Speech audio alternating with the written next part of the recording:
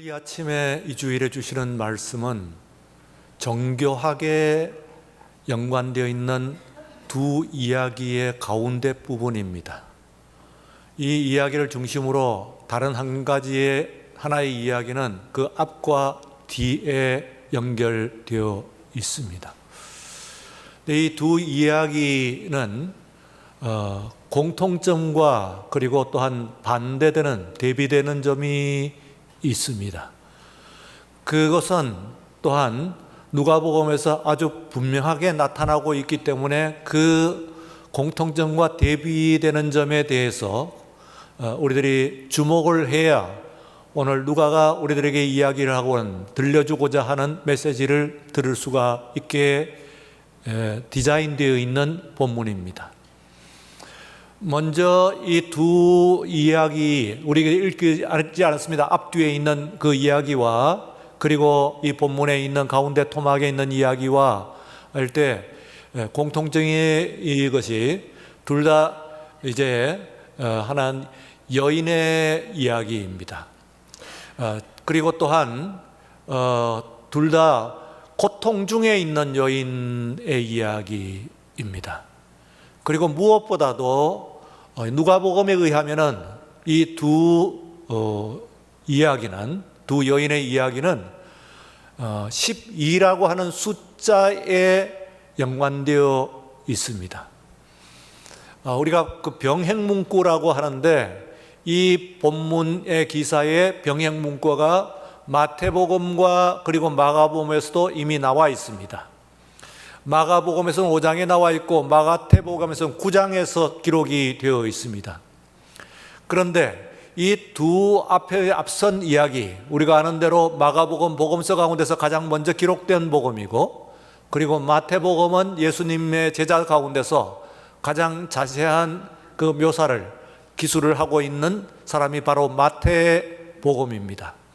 그런데 이 두 사람도 이야기하고 있지 않는, 말하자면 누가는 그때의 그 현장에 예수님의 제자로서 현장에 있지도 않았을 뿐만 아니라 또한 그는 사도행전에 의하면은 사도 바울이 제2차 선교 여행을 떠날 때의 동행자로서, 수행자로서 처음 나타나고 있는 인물입니다. 그렇기 때문에 그는 제3자 혹은 제4자를 통해 가지고 이 이야기를 전해 들은 사람이라고 이야기할 수가 있습니다. 그럼에도 불구하고 앞에 있는 그 현장에 있었던 그 마태나 혹은 가장 먼저 이 이야기를 기록하였던 마가복음에도 나타나 있지 않는 한 가지 중요한 그런 내용을 점을 이야기를 하고 있습니다. 그것은 바로 12라고 하는 숫자죠. 앞선 복음서들에서도 12라고 하는 것이 그 여인이 12해를 혈루증으로 앓았다 하는 이야기는 하고 있습니다. 물론. 그러나 마가복음과 그리고 또한 마태복음의 병행문구에서는 그 아이가, 오늘 본문 앞뒤에 있는 그 아이의 나이가 12살이라고 하는 이야기는 하고 있지 않습니다. 그저 그 본문들에서는 어린 소녀, 어린 외딸이라고만 이야기를 하고 있습니다. 그 아이가 어리다고 하는 것은 12살일 수도 있습니다만 그보다 더 어릴 수도 있습니다. 혹은 그보다도 더 많을 수도 있습니다. 어쨌든 그 아이가 어린 딸이라고 이야기했던 것을 누가는 나중에 그 여인이 12해를 혈루증으로 앓았다 하는 것과 마찬가지로 또한 이 여아이도 12살이었다 그렇게 이야기를 하고 있습니다. 그러므로 이 10이라고 하는 공통된 숫자를 통해 가지고 강하게 이 두 사건, 이 두 여인, 이 두 케이스를 연관시키고 그리고 대비시키고 있다, 그렇게 생각할 수가 있습니다. 우선은 그 10이라고 하는 숫자가 뭡니까? 여인이 혈루증으로 12해를 앓았다. 그리고 또한 그 아이가 그때의 나이가 12살이었다. 소소녀의 아이가, 어린아이가 12살이었다 하는 것은 어떤 뜻이 있습니까? 그것은 우선 우리가 아는 대로 성경에서 나타나 있는 숫자들 가운데서 12라고 하는 숫자는 아주 중요한 숫자로 나타나고 있습니다. 그래서 구약의 성경에서도 가장 중요한 숫자로서 이스라엘이 구성되는 그 이스라엘의 숫자라고 할 수가 있고, 그리고 또한 신약 성경 가운데서도 예수님께서 제자를 불러 모으실 때 12명 6이라고 하는 숫자를 의식을 하시고 그리고 그게 맞추어 가지고 제자들을 부르셨다, 그렇게 얘기할 수가 있습니다. 말하자면은 제자들을 새 이스라엘, 신약의 이스라엘로 부르신 것이다, 그렇게 생각을 할 수 있으면은 12라고 하는 것은 그 구약에 나타나는 12지파와 이스라엘의 12지파와 그리고 신약의 12제자를 넘어서 가지고 더 모든 이스라엘이라고 하는 것을 이스라엘의 숫자를 나타내는 것이다, 그렇게 생각을 할 수가 있습니다. 그러므로 이 12살 된 아이도 이스라엘을 나타내는 것이고, 그리고 또한 12년 동안 12해 동안 혈루증을 앓았던 여인도 이스라엘을 나타내는 것인데, 그러나 문제가 있습니다. 한 여인은, 그 12살 된 그 여자아이는 당 10이라고 하는 숫자가 그야말로 적합한 이스라엘의 자격을 모두 갖추고 있는 그와 같은 그 이스라엘로 보입니다. 그런데 이제 이 누가는 선교론적으로 이것을 이야기를 하고 있는데 새 이스라엘입니다. 새 이스라엘이면 더욱 자격을 갖춘 그런 이스라엘이어야 할 것 같은데, 오늘 이 여인을 통해 갖고 나타난 새 이스라엘은 그렇지 않습니다. 오히려 무자격한 그런 모습으로 나타나 있는 것을 볼 수가 있습니다. 이 여인은 앞에 있는 12살 된 그 회당장의 외딸은 그야말로 모두 이 여인에 비해 가지고 모든 것을 갖추었습니다. 그 첫 번째는 이 세상에 있는 권력, 체계가 이 소녀의 편입니다. 그리고 또한 둘째는 예수님이 그 소녀를 향해서 지금 가고 있습니다. 걸음이 지금 가고 있는 것이 아무데나 왔다 갔다 하는 것이 아니라 그 소녀를 향해서 가고 있는 것을 볼 수가 있습니다. 그러니까 그것은 무슨 얘기냐면은 하나님이 그 소녀를 향해서 가고 있다, 정확하게 말하면 가고 있는 듯이 보입니다. 우리들의 보기에는 하나님께서 그 소녀의 편인 것처럼 보입니다. 예수님께서 그 소녀가 그 목적인 것처럼 보입니다. 그러므로는 그리고 또한 뿐만 아니라 세상의 모든 사람들이, 군중들이 또한 그 소녀의 편입니다. 그러니까 이 세상에 있는 권력, 이 세상에 있는 모든 그 사회 계급 체계가 그 소녀의 편이에요. 이건 중요합니다. 우리가 어떤 살 때 세상이 이해할 때 어떤 사람이 정말 누구의 편이라고 하는 것은 그 권력이나 혹은 힘을 가진 그런 권력 구조가 그 사람의 편일 때는 강력하게 그 편이 힘을 얻습니다. 그리고 뿐만 아니라 하나님께서 그 사람을 향해서 가고 있다, 그를 향해서 가고 있다고 하면은 그 편이라고 얘기할 수가 있죠. 예수님께서 지금 가고 있는 것처럼 보입니다, 일단. 그리고 또한 이 세 번째는 이 여인은 이 소녀는 세상의 모든 사람들이, 오늘 지금 우리들이 그 민주주의 사회에서 선거 이야기를 하고 있습니다. 말하자면은 보트 수가, 지지율이 그 소녀 편입니다. 그런데 이제 여기에 다른 한 이스라엘이 나타납니다. 이 이스라엘은 이스라엘로 인정할 수 없는 이스라엘입니다. 우선은 이 여인이 10이라고 하는 숫자로서 새 이스라엘을 이야기하고 있습니다만 혈루증이라고 하는 병을 앓고 있습니다. 이것은 부정한 질병입니다. 레위기에서 나타나는 그 질병들 가운데서 모든 병이 부정한 것은 사실은 아닙니다. 그 중에서요, 특별히 부정한 병을 가지고 있어서 그 사람은 부정하다고 판단되고, 그러므로 하나님의 제사, 성전에 발을 디딜 수가 없는 그런 질병이 있습니다. 그러므로 또한 다른 성전에 뿐만 아니라 다른 사람들을 접촉할 수가 없어요. 그런 질병이 대표적으로 우리가 알고 있는 것은 나병입니다.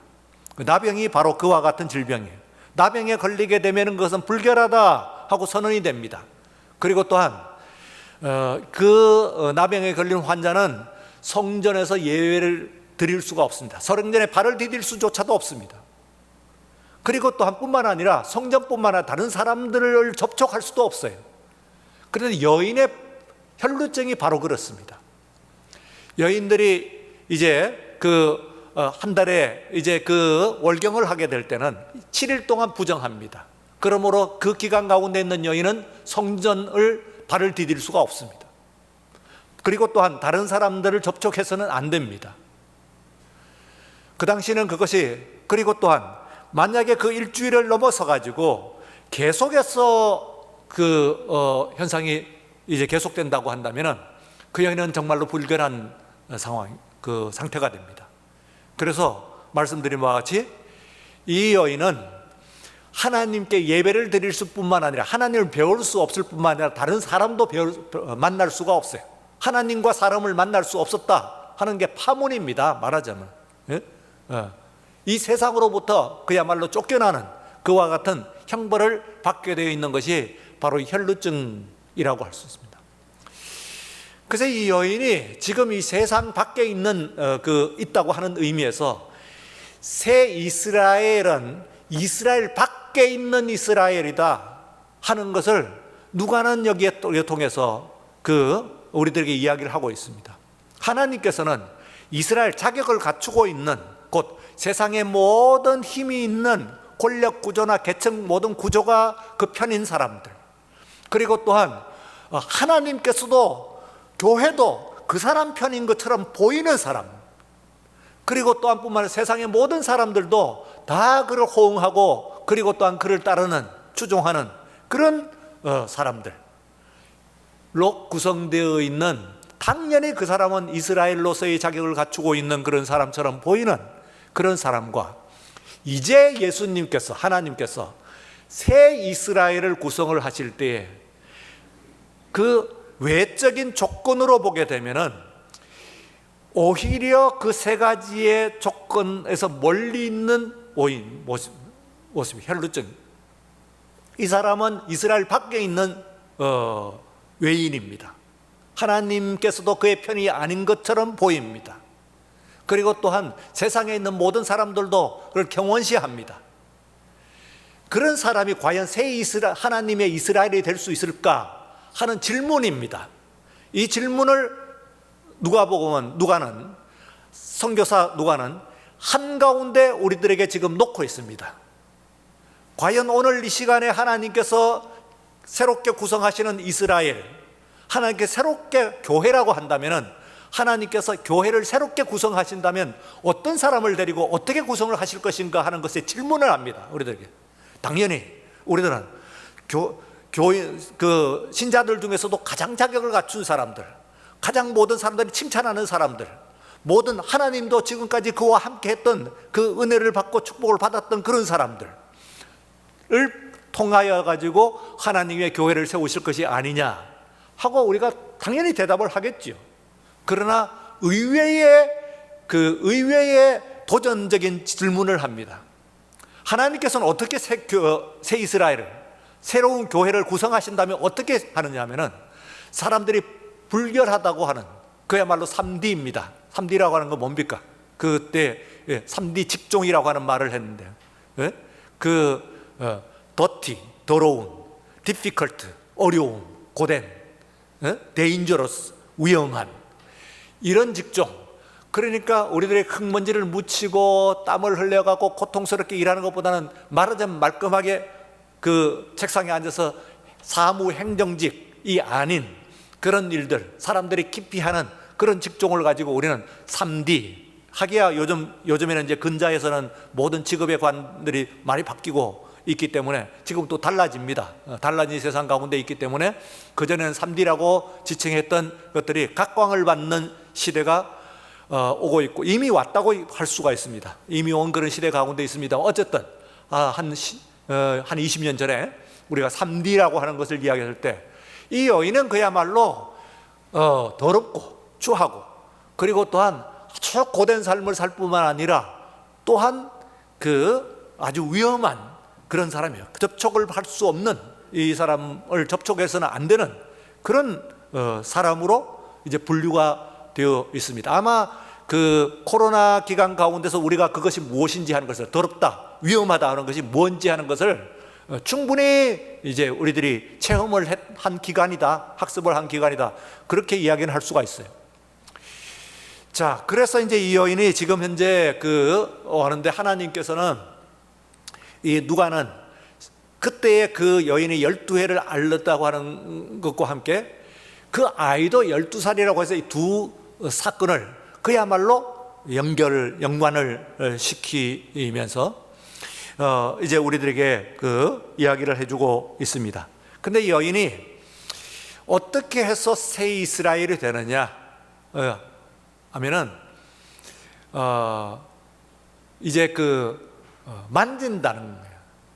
손을 댄다 하는 얘기인데, 오늘 말씀 가운데서 보면은 4번 손을 댄다 하는 것을 계속해서 만진다 하는 얘기예요. 헵시터 하는 말을 쓰는데, 만진다, 만졌다, 만졌다, 만졌다 하는 얘기를 매절마다 이야기를 하고 있는 것을 볼 수가 있습니다.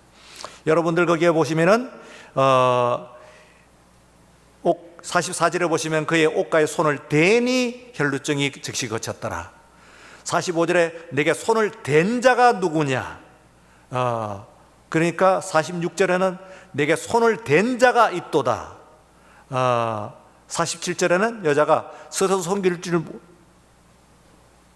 못할 줄 알고 그 손 댄 이유와 하는 이 됐다 하는 이 말을 계속해서 의도적으로 반복을 하고 있어요.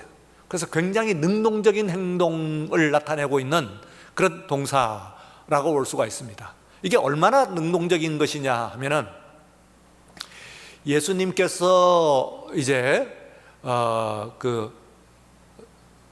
입으신 유대인의 복장 가운데서 아주 특징적인 복장이 여인이 오늘 우리서 옷가에라고만 번역이 되어 있습니다.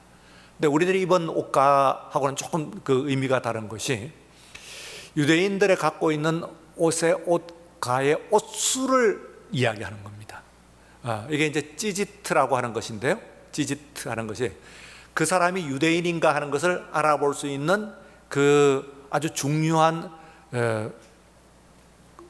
의복의 특징 중에 하나입니다. 위에 쓰고 있는 모자로부터 시작을 해가지고 저 중에 저 옷술, 그리고 또한 따은 머리들, 그리고 이런 것들이 이제 말하자면은 유대인임을 나타내는 그런 복장이라고 볼 수가 있는데, 예수님께서 입으신 저 옷의 찌지트라고 하는 옷술인데요, 그 옷술을 만진 겁니다, 여인이. 근데 이 옷술을 만진 것은 무슨 뜻이냐 하면, 물론 두 가지 의미가 다 있습니다. 우선은 이 찌지트라고 하는 것은 만약에 여러분들 겉옷에 이제 말하자면 겉옷에 달린 그 옷술인데요, 우리가 몸을 만지면 누구든지 알 수 있습니다. 그러나 여러분들이 옷을 앞에서 보는 데서 만지면은 그러면 알 수가 없죠. 알 수가 있죠. 그런데 옷의 뒤에서 만지게 되면은, 그걸 잡아 던지다든지 혹은 움켜쥔다든지 하게 되면 알게 됩니다. 그러나 옷의 가를 만지게 되면, 그것도 만약에 옷술을 만진다고 하면 어떻게 될까요? 그것은 뒤에서 더구나 많은 사람들이 모여 있는 상황입니다. 뿐만 아니라 예수님의 옷을 만진 사람, 예수님의 몸을 만지고 있는 사람들이 여인뿐만은 아니었을 거예요. 그러니까 많은 사람들이 에워싸임을 당해서 예수님께서 지금 가고 있으니까 가면서 몸이 부딪히면서 예수님의 몸에 만질 수가 있습니다. 더구나 옷술을 만졌다고 하면 옷가에 있는 겉옷의 옷술입니다. 이것은 의복을 위한 것이 아니고요, 저것은요, 내가 유대인이요 하는 것을 나타내는 그 옷입니다. 저 옷은. 그렇기 때문에요, 이걸 만졌다고 하는 것은, 그것도 또 뒤에서 있는 옷술을 만졌다고 하는 것은 알 수가 없는 상태다 하는 뜻과 함께 그 반대 의미가 또 있어요. 그럼 무슨 의미냐면은, 이 옷술은 말씀드린 바와 같이 내가 유대인이요 하는 것을 나타내는 그 아주 상징적인 그 대표적인 장치이기 때문에, 의복에 이것은 만지셔서는 안 됩니다. 다른 특별히 외인들이 만질 수가 없어요. 이것을 만질 수 있는 자격은 자녀만 있습니다. 자녀들이 그 찌지트를 만질 수가 있어요.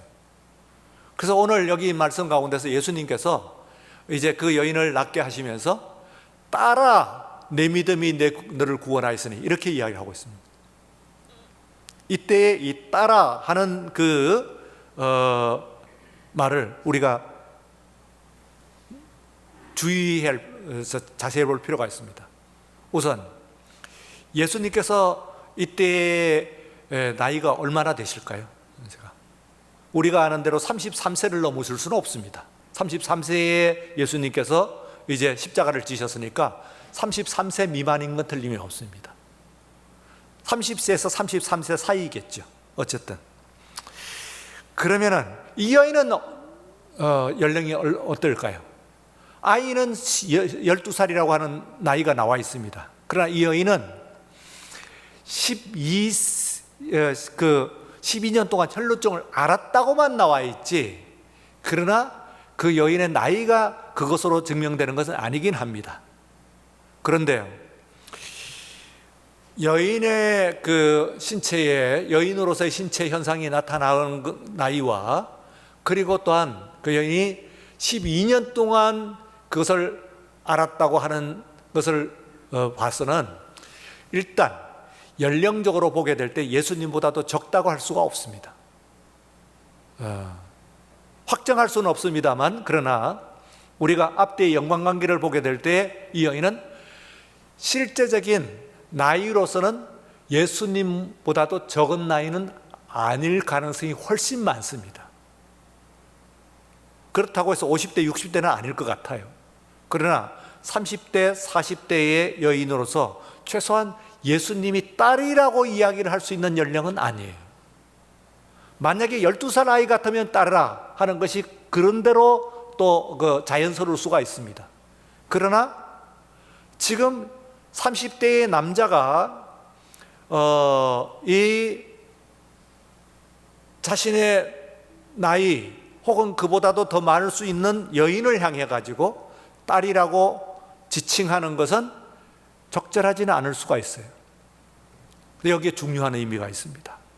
왜 그 여인을 여인아 하고 부르지 않고 딸이라고 불렀을까요? 그것은 말씀드린 바와 같이 바로 이 옷술이라고 하는 것, 유대인의 남자를 나타내는 옷술을 만질 수 있는 유일한 자격은 누구가 가지고 있냐면은 바로 이 자녀가 있기 때문이에요. 그녀가 딸이라면 그러면 그것을 만질 수가 있어요. 그래서 이미 그 여인을 향한 호칭 가운데서 구원이 선포되고 있는 것을 볼 수가 있습니다. 그 여인을 또한 이스라엘로 호칭하신 겁니다. 그녀가 딸이라면 그녀는 새 이스라엘입니다. 새로운 교회입니다. 딸아, 아들아 하고 우리를 호칭하시는 거예요. 이 호칭 가운데 이미 구원이 나타나고 있습니다. 그러면서요, 이제 이 여인이 그와 같은 그 축복을 받는, 오늘 제가 말씀드린 건 그 적극성입니다. 이 여인이 어떻게 보면은 매우 소극적인, 그러면 그 소극성과 10이라고 하는 숫자를 사유로 해갖고 적극성과 소극성이라고 하는 것에 이제 또 대비를 시키고 있습니다. 우선 12살 난 아이는 매우 소극적이기도 하고 적극적이기도 합니다. 무엇에 소극적이냐 하면은 이 아이는 아직 누군지 모릅니다. 예수님께서 만나지도 않았습니다. 그리고 다른 사람들에 의해서입니다. 그 예수님을 부르는 것은, 그것은 그 아이의 아버지가 그 예수님을 초청을 하는 것이지 딸이 부르는 것은 아닙니다. 어린 죽어가는 아이가 부르는 것은 아니에요. 그런데 이 여인은 자신이 나오고 있습니다. 그런데 소극적입니다. 어떻게 보면은. 그러니까 여자아이가 적극성일 수가 있어요. 예수님을 직접 불렀습니다. 초청했습니다. 정식 초청입니다. 오셔서 우리 아이에게 손을 얹고 기도해 주십시오 하고 정식으로 예수님을 초청을 했어요. 그럼 이건 적극성입니다. 그래서 그 소녀도 적극성과 소극성 이것이 이제 여기에 있고요. 이 여인도 뿐만 아니라 군중 가운데서 나 지금 만지겠습니다 하고 선언한 것이 아니에요. 그러니까 가운데서 사람들 사이에 끼어가지고 지금 만지는데, 그러나 말씀드린 것처럼 이것이 대단히 또한 적극적인 행동입니다. 세 가지 의미에서 적극적인 적극성이라고 할 수가 있는데, 오늘 우리에게 주시는 말씀 첫 번째는요, 이 옷수를 만지면 나으리라는 믿음입니다. 뒤에서 여러분, 지금 그 아이는 어떻게 하고 있습니까? 집으로 오셔서 그 아이에게 손을 얹고 기도해 주십시오, 그러면 낫겠습니다 하는 이야기입니다. 예수님께서 그 아이를 낫게 하기 위해서 지금 가고 있는 길입니다. 근데 이 여인은 지금 뒤에서 예수님께서 보시고 기도하시고 하는 것이 필요 없고, 그 뒤에 있는 옷술, 그것을 만지면 낫겠다고 하는 기대, 믿음, 이걸 가졌다 이거예요. 이 믿음이 대단히 중요한 그런 적극성입니다. 오늘 여러분들이 이 예배에 나와서 무엇을 기대하고 있습니까? 어떤 것을 믿고 있습니까? 내가 오늘 이 예배에 나와서 하나님을 배울 때 하나님께서 나의 기도를 들어주실 것이다, 나를 축복하실 것이다, 나에게 은혜를 베풀어 주실 것이다 하는 믿음을 가져야 됩니다. 오늘 이 시간 예배를 드리면서도 여러분들의 그 믿음의 분량이 똑같지는 않을 것입니다. 최소한 뒤에서 그 옷술만 만져도 나를 구원하실 것이다 하는 그 믿음과 같이, 오늘 이 예배를 통해서 내가 하나님 앞에 나왔을 때에 내가 하나님께서 나에게 은혜를 베풀어 주실 것입니다 하는 그 믿음을 갖는 우리 모두가 되어야 될 줄로 믿습니다. 두 번째는 그것을 가지고 실천하는 적극성입니다. 말씀드린 바와 같이 손으로 만졌다 하는 이야기입니다. 우리는 많은 생각을 하고 많은 것을 어떻게 하려고 하는 계획을 합니다만, 그러나 모든 계획을 실천하지는 않습니다. 특별히 이것이 무슨 의미가 있을까? 다른 사람은 정식으로 초청을 해가지고 그 초청된 곳을 향해 예수님께 가고 있는데, 뒤에서 나는 그 뒤에서 그분의 옷을 만졌을 때 이거 과연 낫겠느냐 하는 그 믿음을 실제로 실천을 한다 하는 것은 또 다른 이야기가 됩니다. 그래서 이것을 하게 되면은 나를 낫게 하여 주실 줄로 믿습니다 하는 그 믿음을 실천하는 적극성을 이 여인은 가지고 있었다, 그렇게 말씀을 드릴 수가 있습니다. 세 번째는 이제 선교론적입니다. 역시 다시 말씀드리면 누가는 선교사였기 때문에요, 선교론적입니다. 이 여인이 이제 처음에는 그 예수님께서 누가 내 옷에 손을 댔느냐 하니까 뒤에 따르던 제자들이 얘기합니다. 주님, 지금 많은 사람들이 주위에서 애워싸고 있습니다. 그런데 그 중에서 누가 옷에 손을 대다니요? 그걸 어떻게 알 수가 있겠습니까? 되면은 여러 사람이 됐겠죠. 아니다, 내 옷에 손을 댄 자가 있다 하니까 여인이 더 이상 그것을 숨길 수 없을 줄로 알고, 그 다음에 이제 선교사로서의 이 여인의 모습이 나옵니다. 이것은 모든 사람 앞에서 자신에게 일어난 일을 자세히 진술했다, 그렇게 나옵니다. 이게 굉장히 놀라운 점입니다. 42절에 보시면은 손댄 이유와 곧 나은 것을 모든 사람에서 말하였다. 여러분, 자신의 이 여인이 갖고 있는 질병이 어떤 병이라고 그랬어요? 이것은 그야말로 다른 사람이 내어놓기 어려운 그런, 여인으로서는 치욕스러운, 그리고 이스라엘 사회에서는 그야말로 불결한 것으로 선언되는, 그리고 손을 대면 안 돼요. 나병 환자가 다른 사람을 접촉할 수 없는 것처럼 이 여인도 다른 사람을 접촉할 수가 없어요. 이미 그것은 불법입니다. 이미 예수님의 옷수를 만진 것, 특히 그 중에서 옷수를 만졌다면, 찌지트라고 하는 그 옷수를 만졌다면 더욱 불법입니다. 그러면은 규정되어 있는 불법을 내가 행했다고 하는 것으로 고백하는 것과 같아요.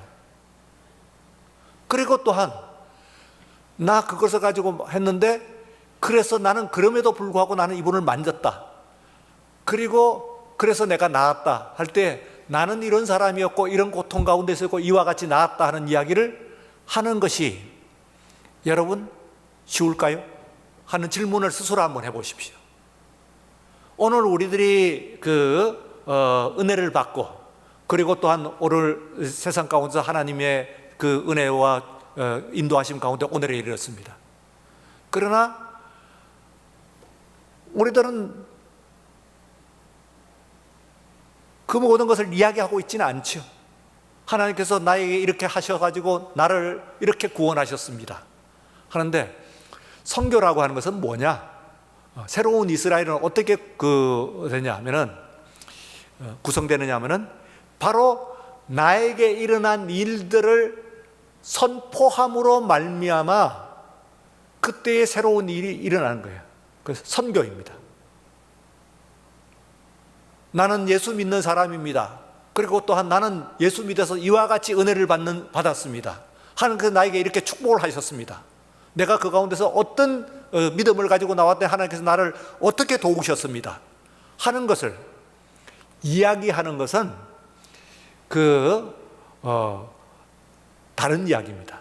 두 가지라는, 사람이 마음으로 믿고 입으로 시인하여 할 때, 입으로 마음으로 믿었으면 된 거 아니냐 하는데, 그건 다른 사람들 입으로 시인하여 나는 예수 믿어서 이렇게 구원을 받았습니다, 이렇게 나음을 받았습니다 하는 것을 이야기하여, 말하여 구원을 받는 거예요. 구원이 완성이 되는 것이라고 그렇게 볼 수가 있습니다. 그래서 이 여인을 향해서 지금 따라 내 믿음이 너를 구원하였다는 이 구원은 굉장히 말하자면 총체적인, 총합적인 개념입니다. 우선은 여인이 혈루증이라고 하는 병으로서 고침을 받았으니까 구원을 받았다고 하는 그 구원이 맞죠. 고침을 받은 것이, 치료를 받은 것이 구원입니다. 그러나 또 어떤 것이 구원입니까? 자신이 다른 사람에게, 그게 주위에 있는 사람들에게 이 여인이 지금까지 혈루증이라는 감히 내어놓고 이야기를 못하는 거거든요. 그런데 여인을 이야기했습니다. 나는 혈루증을 앓던 사람입니다. 무려 12년간이나 앓았습니다 하는 이야기를 하고, 그러나 주님께서는 이 옷수를 만짐으로 말미암아 나를 지금 구원하여 주셨습니다 하는 이야기를 하는 거예요. 그걸 말하는 겁니다.